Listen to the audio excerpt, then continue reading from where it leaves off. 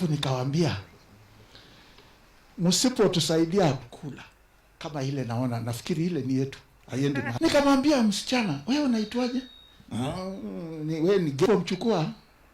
Akatoroka. Out of no your busy schedule, you remember us.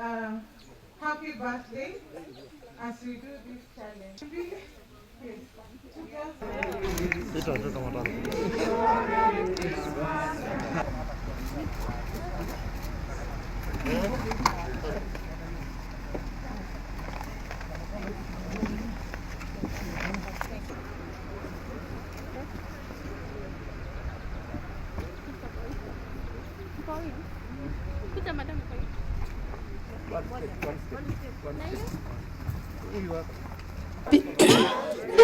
Dear William, happy birthday to you.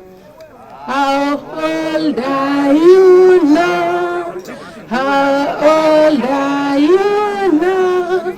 Happy birthday, dear William. Happy birthday to you. Shangwe na vigelegele. DJ Owawen.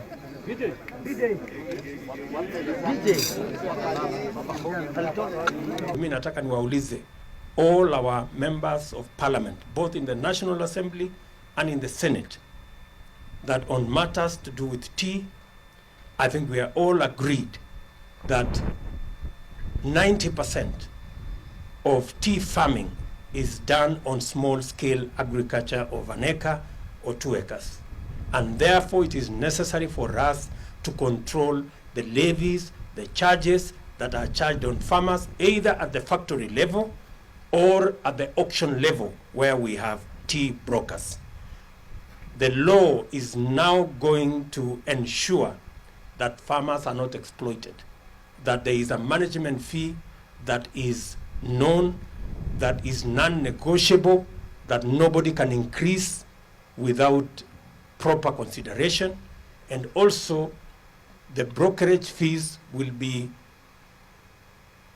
by law, will be controlled by law, so that we ensure that that whole sector that not only brings us foreign exchange but also guarantees a lot of jobs and also earnings to our farmers.